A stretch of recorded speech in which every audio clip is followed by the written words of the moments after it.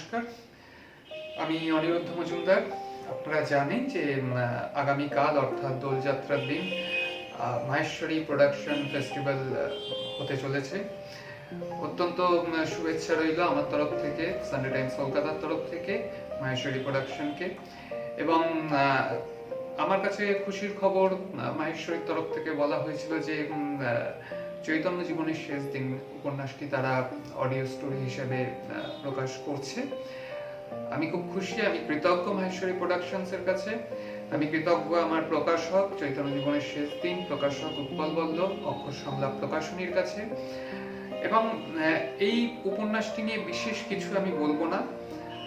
আগামীকাল যখন অডিও স্টোরির মাধ্যমে আপনারা শুনতে পারবেন তখন আপনারাই বিচার করবেন এবং বিষয়টা আপনারা তখনই জানতে পারবেন। আপাত অর্থে যেটা আমরা জানি যে চৈতন্য মৃত্যু রহস্য, সেটা আজও রহস্য। কোথায় তিনি হারিয়ে গেলেন, কি অবস্থায় তার দেহের অন্তিম সৎকার করা হলো, কোথায় তিনি তার সমাধি মন্দির রয়েছে আমরা কেউই জানি না।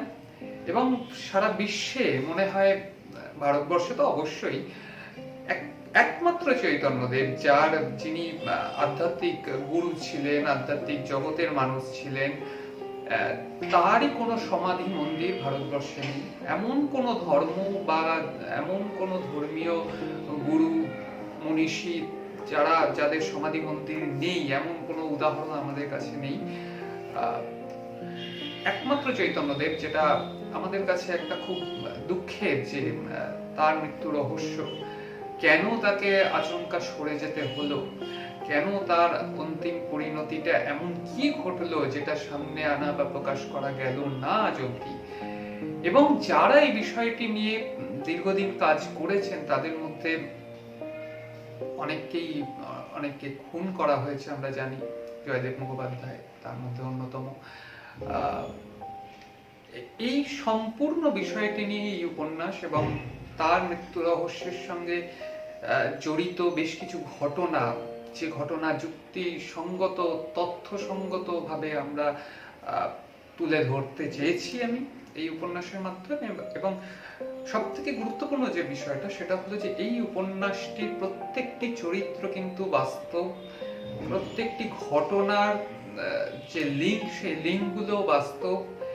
এবং মজার বিষয় হলো এই উপন্যাসের দুটি চরিত্র এখনো বিদ্যমান তারা রয়েছে। তাদের নাম আমি কোনোভাবেই প্রকাশ করব না। এবং এই সম্পূর্ণ ঘটনা এবং এই সম্পূর্ণ বিষয়টিকেই উপন্যাসের মাধ্যমে আমি তুলে ধরেছিলাম। মাহেশ্বরী প্রোডাকশনস তারা অডিও স্টোরির মাধ্যমে তুলে ধরছে। আগামীকাল সেটা আপনারা শুনতে পারবেন। পাঠকের কাছে আমি অত্যন্ত কৃতজ্ঞ, আমি অত্যন্ত খুশি যে পাঠক এই উপন্যাসটি বই আকারে যখন বেরিয়েছিল তখনও সাদরে গ্রহণ করেছিল। আমি আশা করব মাহেশ্বরী প্রোডাকশনস যখন তারা অডিও স্টোরির মাধ্যমে যখন আগামীকাল প্রকাশিত হবে, পাঠক সেটিকেও সাদরে গ্রহণ করবে। ধন্যবাদ।